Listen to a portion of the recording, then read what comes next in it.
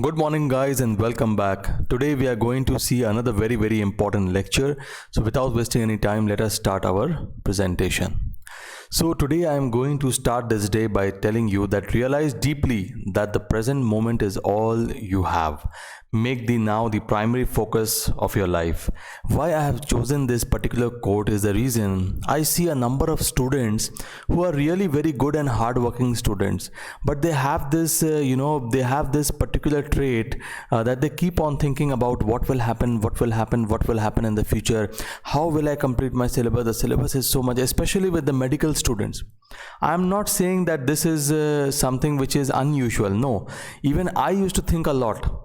How will I complete my pathology syllabus? How will I complete pharmacology? How will I complete all the different subjects together? I have just 1 year, 11 months of time. This is really less time. How should I read?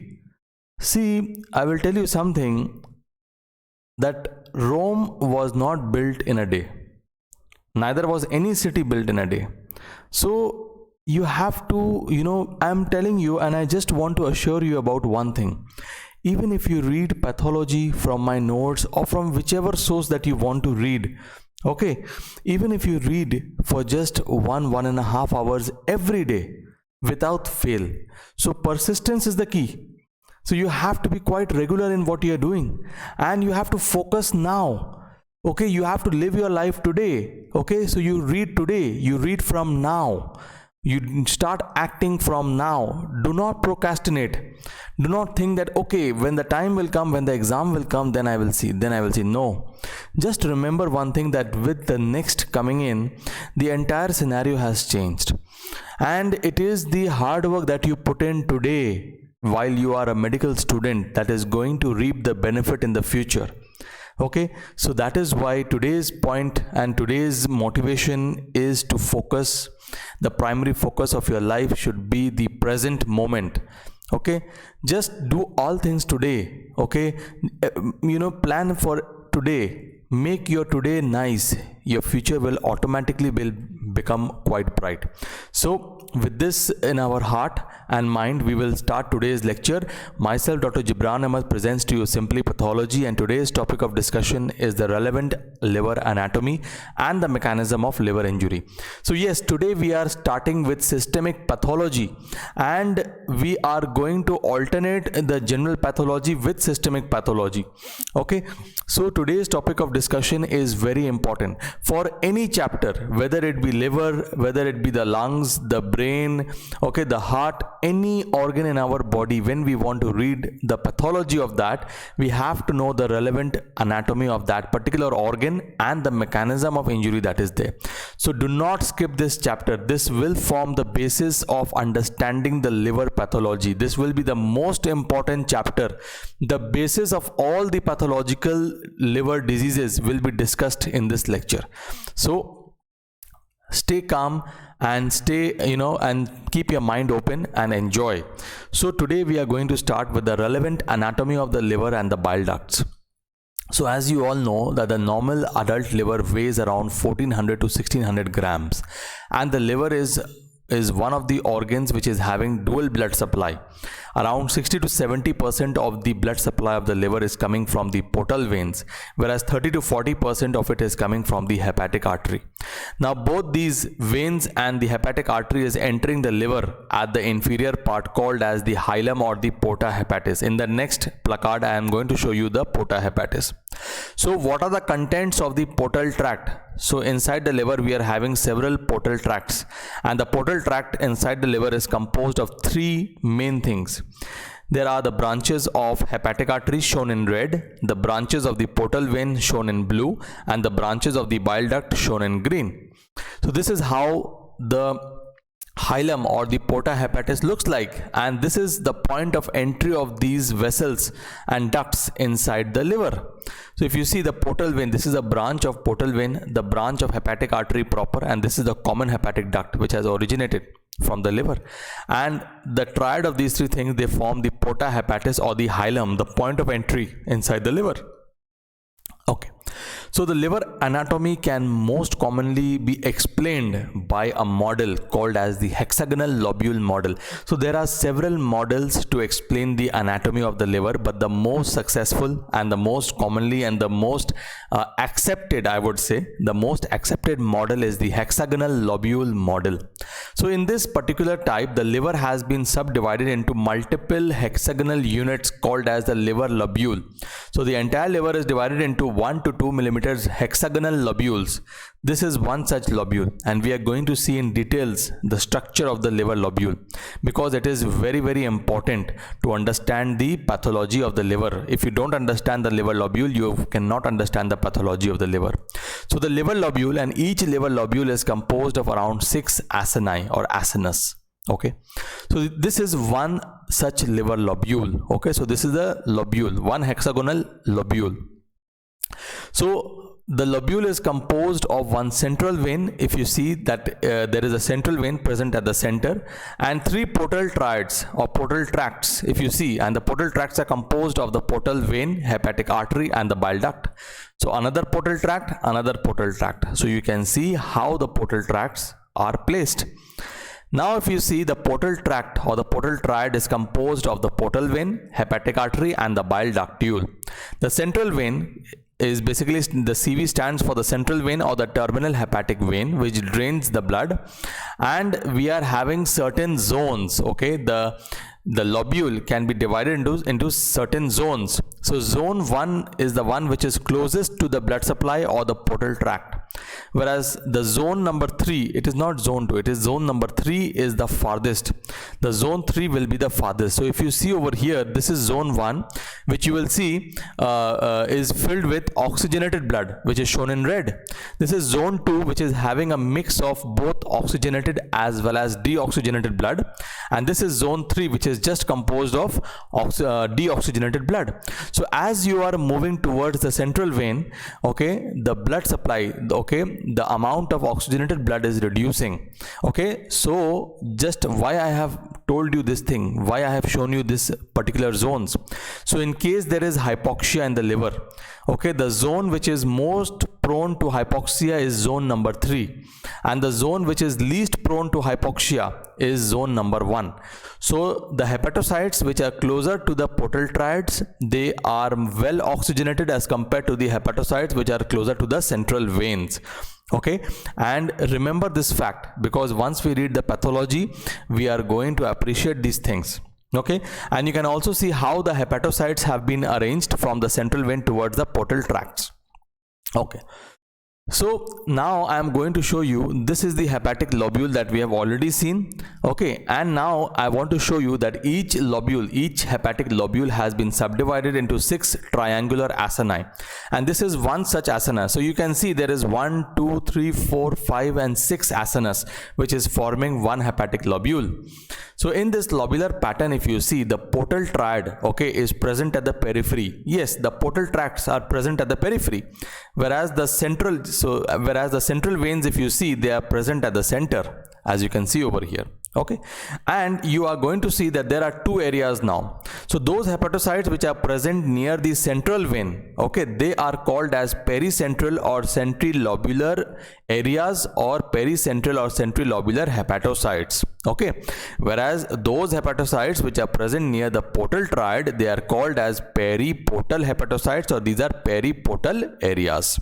Okay, now moving ahead, going a little bit deeper into the anatomy. So what you see over here, that there are hepatic plates. So now you will ask me, sir, what is a hepatic trabeculae or the plate? So because when you will read, okay, so if you directly read any topic, you are going to come across the term hepatic plate or hepatic trabeculae, and no one will be there to make you understand that what is a hepatic trabeculae. So when the hepatocytes, okay, they are actually arranged in single layers, double layers. Okay, so when they are arranged in double layers, more than one layer together, like over here shown in this particular diagram, we call it as a hepatic plate. Okay, so there are plates or sheets of hepatocytes, or it is called as the hepatic trabeculae, and normally this layer is less than 3. Okay, normally it is less than 3. So the hepatic plate is either 1 cell thick or 2 cell layer thick. Okay, so if it becomes more thick, it signifies an abnormality. Okay, for example, in case of hepatocellular carcinoma, okay, the number of cell plates increases, it becomes 3 or more. Okay, so normally the hepatic plate or trabeculae is composed of less than 3 layers of hepatocytes. So this is how the hepatocytes, which are shown in black. So just in between the hepatic plates, so if you see just in between the hepatic plates, there are hepatic sinusoids. Okay, so these are certain sinusoids. Sinusoids are certain spaces within the liver, and these are lined by endothelial cells. And mind it, these endothelial cells, they have fenestrations, so they are fenestrated. Okay, so these are very important points.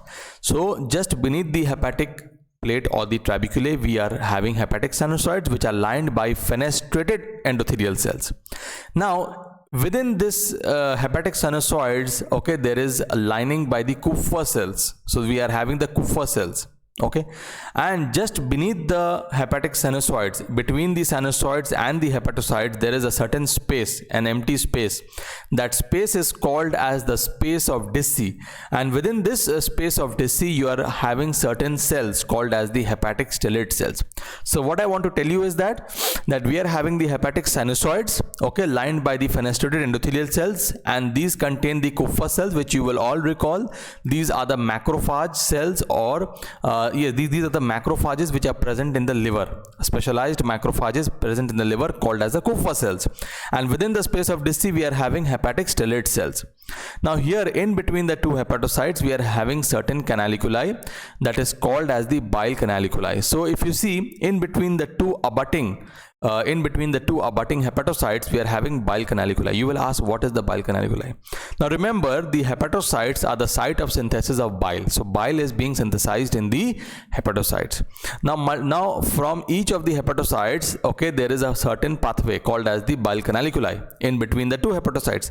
From there, the bile is being carried to the canals of Hering, and from there they are being carried to the bile ductules and ultimately into the interlobular bile ducts within the portal tracts, and then they are going to come out via the common hepatic ducts, common bile duct, and then they are forming they will join the cystic duct from the gallbladder, and then they are forming the common bile duct, and then they will continue and join with the pancreas. So this is how the bile duct system is being formed. Okay, so this is just what I am repeating right now is what I have already said you before.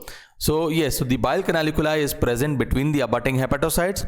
The hepatic plates extend from the portal tracts to the terminal hepatic veins, as we all know, and between the trabecular plates of the hepatocytes, we are having vascular sinusoids, as I already mentioned, and blood from the sinusoids is draining into the terminal hepatic vein.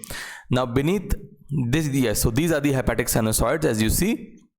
Now these hepatic sinusoids are containing the Kupffer cells of the mononuclear phagocyte system, okay, which is attached to the luminal surface of the endothelial cells.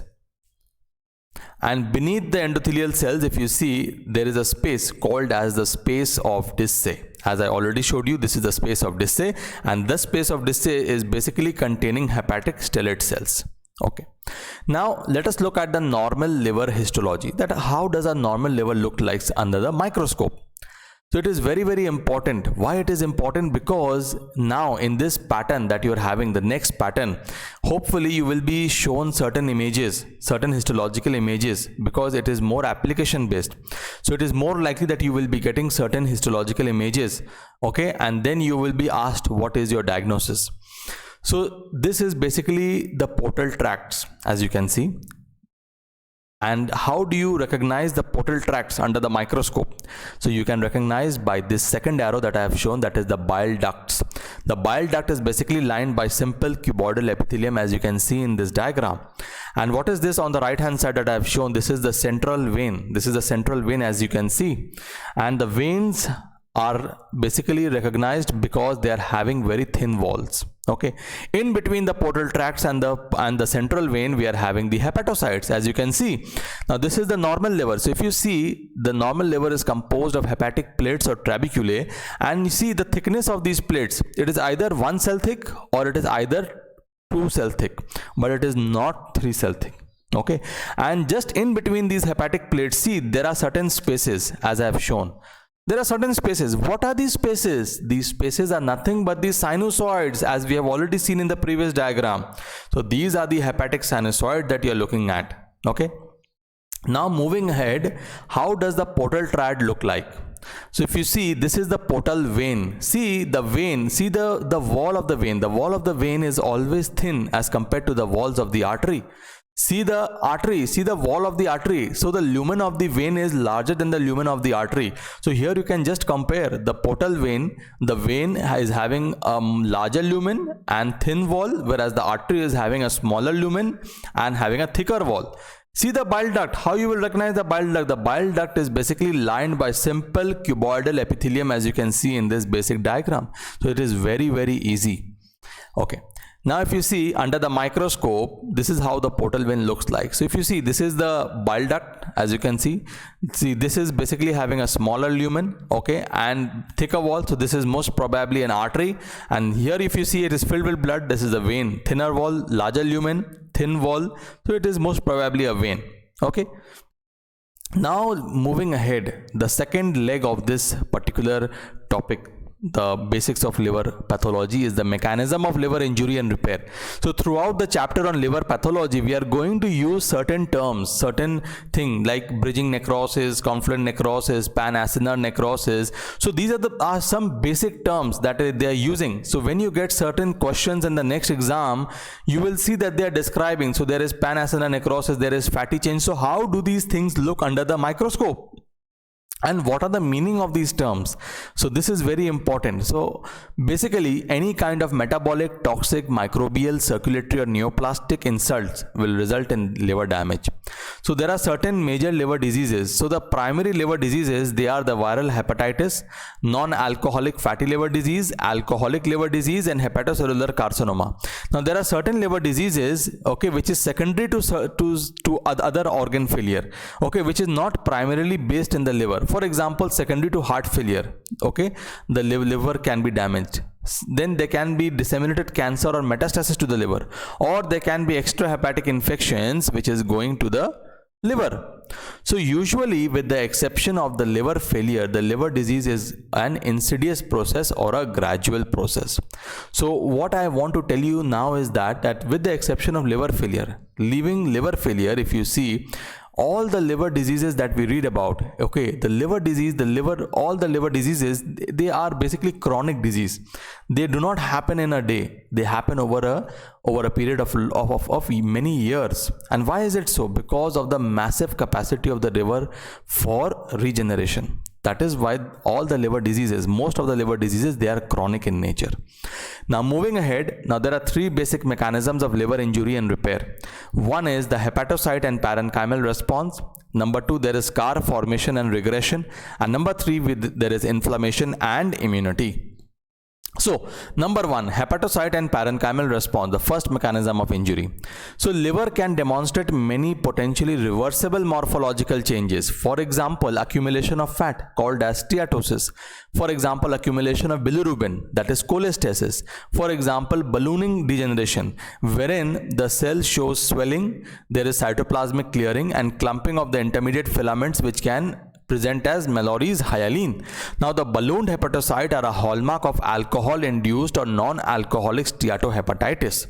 Okay, so let us see under the microscope, how does a steatosis or fatty change, how does it look under the microscope? So if you see, this is how it will look under the microscope. These are all the hepatocytes, and inside these hepatocytes, okay, the fat has accumulated and it has also pushed the nucleus to the periphery. So this is another example. If you see, the nucleus has been pushed to the periphery and the cell shows accumulation of fat.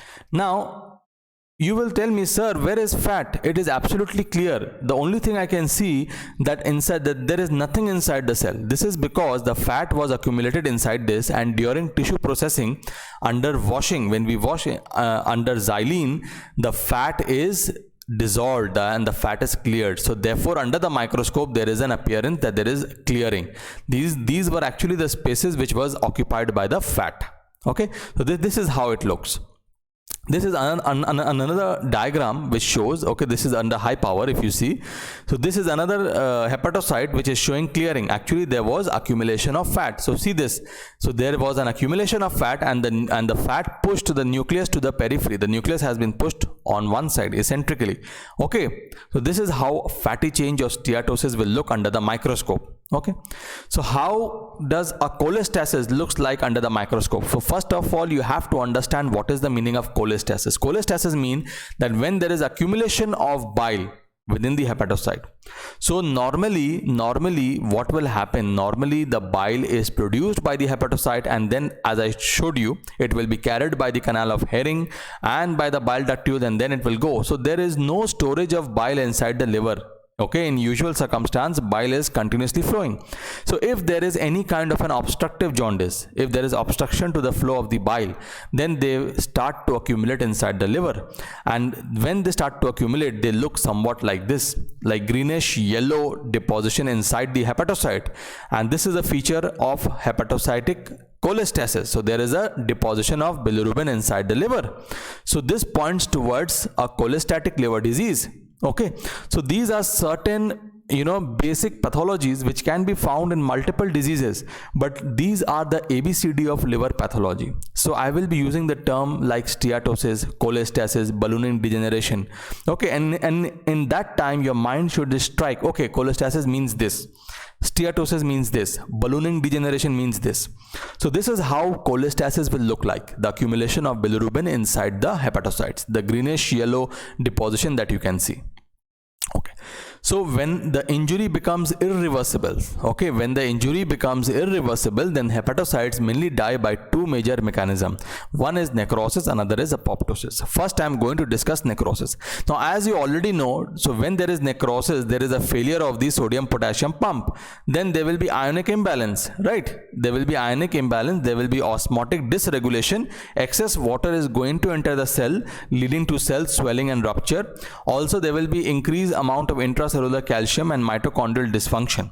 And here the principal mode of cell death, okay, is necrosis in case of ischemia, hypoxia or oxidative stress. So when the liver is subjected to ischemia, hypoxia and oxidative stress, the cell death is principally by necrosis. Few other points of necrosis: the remnants of the necrotic cells are phagocytosed by the macrophages, which tends to cluster and mark the sites of necrosis. So morphologically, the macrophages, they contain past positive intracellular material derived from the necrotic hepatocytes. So under the microscope, how does necrosis look like? So if you see here, these are the sites of accumulation of macrophages, and these macrophages show certain ingested necrotic materials that has been stained by past staining. Okay, so this is basically a case of acute hepatitis B showing necrosis. Okay, and what we have shown in these arrows are the clusters of macrophages containing past positive intracellular material derived from the necrotic hepatocytes. Okay, so the second mode of death, of irreversible death of the hepatocyte, is by apoptosis.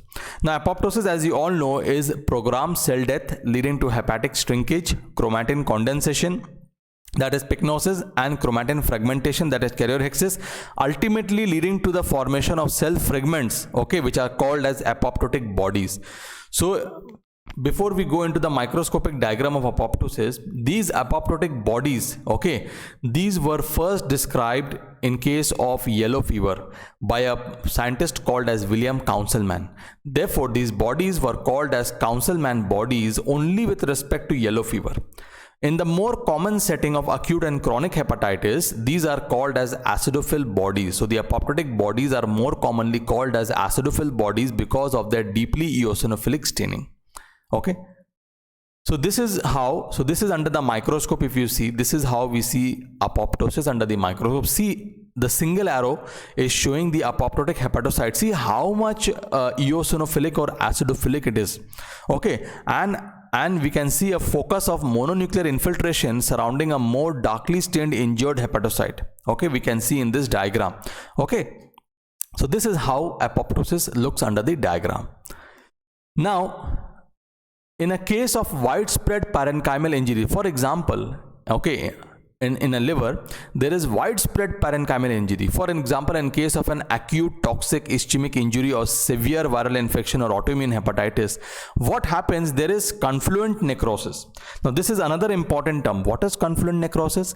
Where there is a zonal loss of contiguous hepatocyte. What is contiguous hepatocyte? Means two or more hepatocytes, they are in continuity with each other. For example, in this particular schematic I've tried to show. So see, there are hepatocytes, and if you'll see that in between around 6 hepatocytes which were in contact or in contiguity with each other, okay, they are necrosed. So we call it as the zone of contiguous hepatocyte loss or confluent necrosis.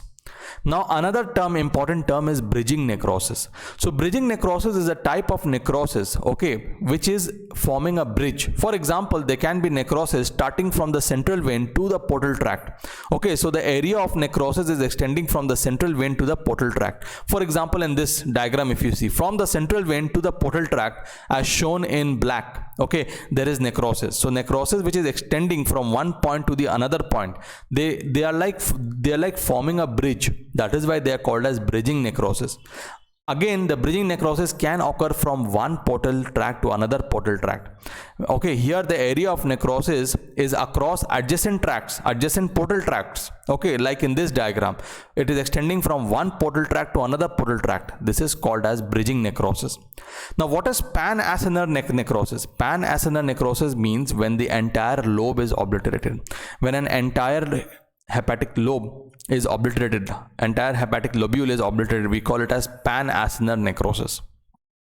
This is an example of a bridging necrosis. If you see, the arrows are actually pointing towards the inflammatory cell. See, these are the areas of necrosis. You cannot see any cell shape, you cannot see any nucleus, you cannot see anything. This is the area of bridging necrosis. This is also another area of bridging necrosis. Okay. Now, let us see, replacement of the lost hepatocytes is occurring primarily by replication or proliferation of the mature hepatocytes which are adjacent to those that have died.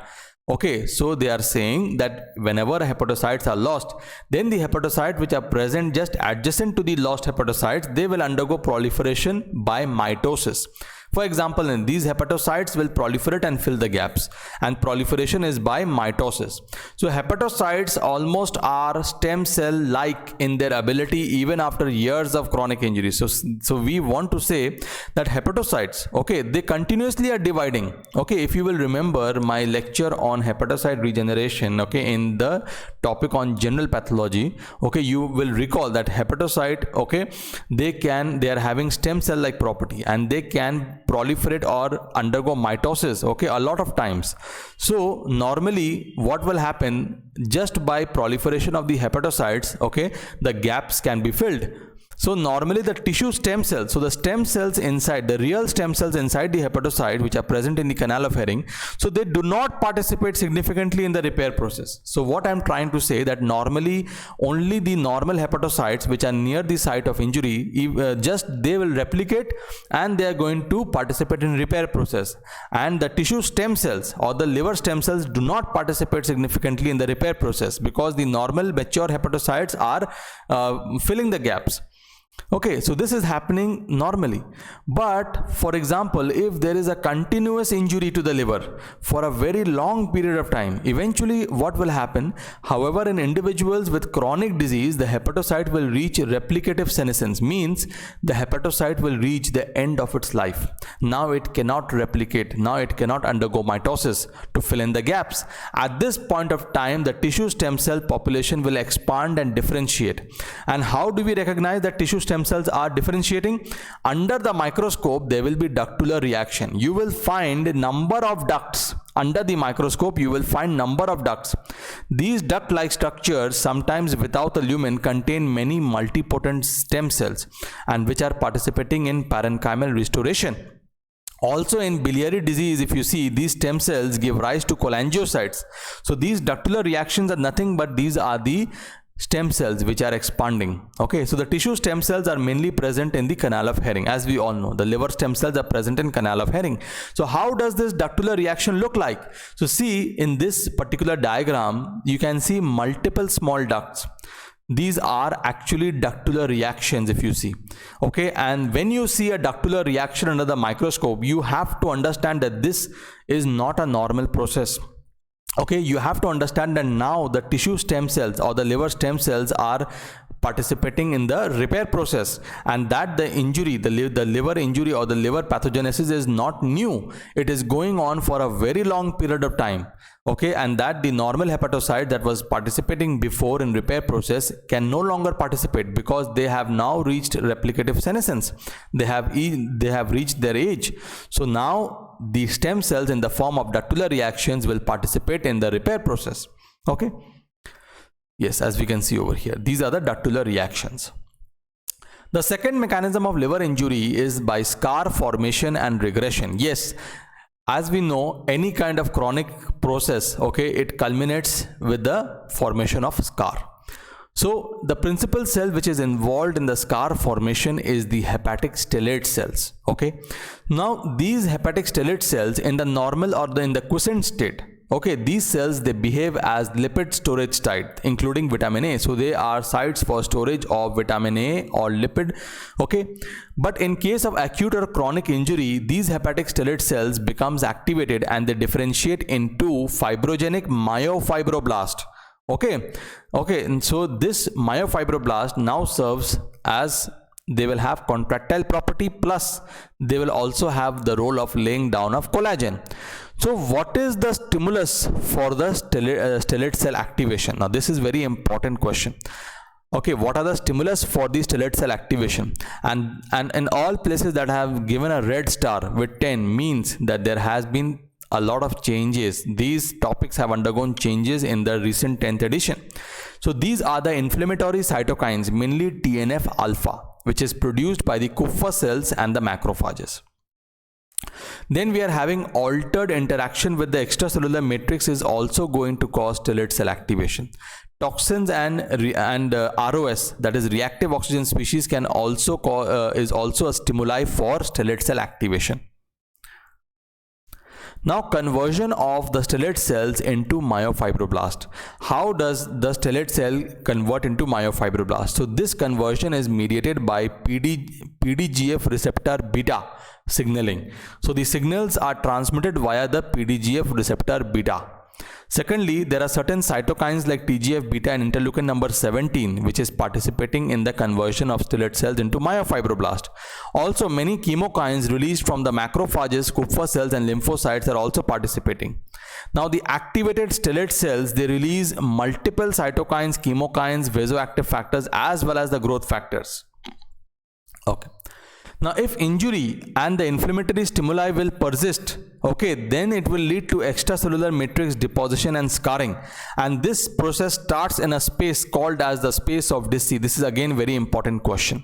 Also, if the injury and inflammation will persist, there will be loss of sinusoidal endothelial cell fenestration. As I told you before, that normally the sinusoids are lined by endothelial cells which have fenestration. So if there is a loss of fenestration, the process is called as sinusoidal capillarization, and this process is not a normal thing. It is pointing towards long-standing liver injury, and it is an irreversible change.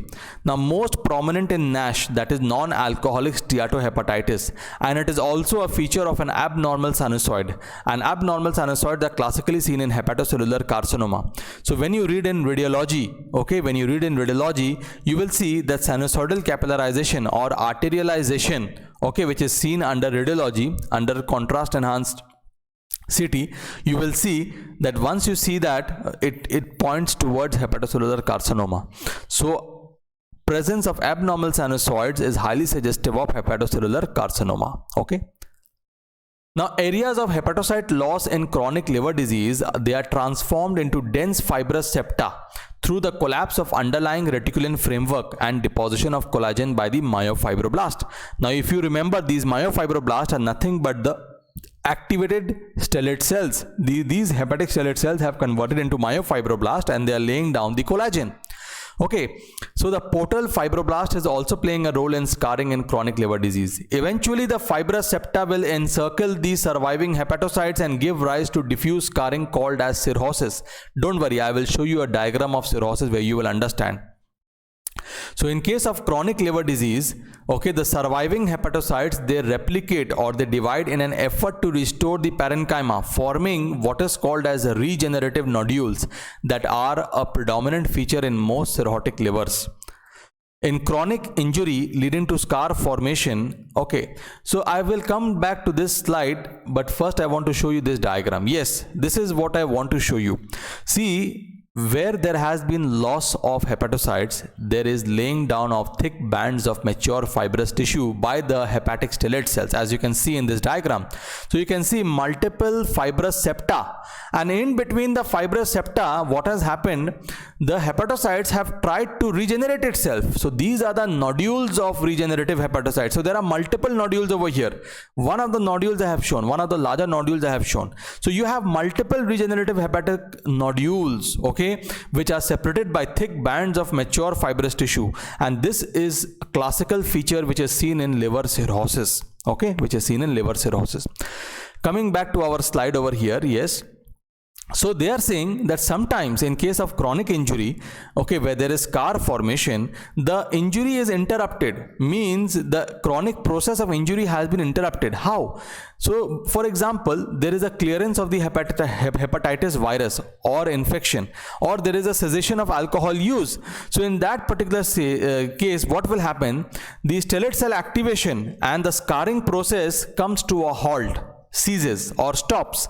So stellate cell activation as well as the scarring process now stops, and the fibrous septa is now broken down by the metalloproteases, leading to partial resolution and an appearance which is called as incomplete septal cirrhosis. Mark my word that the term incomplete septal cirrhosis is now a new term which has been coined in the 10th edition of Robbins. Okay, so there is incomplete septal cirrhosis.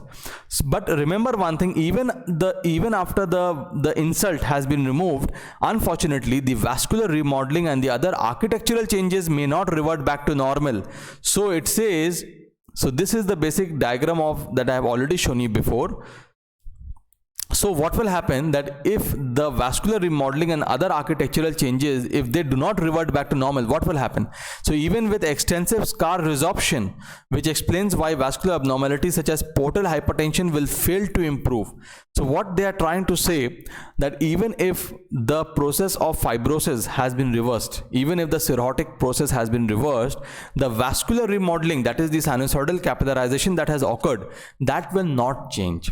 Therefore, portal hypertension cannot be completely reversed in such patients. Okay, so chronic liver disease patients, okay, which is showing areas of fibrotic progression, okay, we call it as an active disease.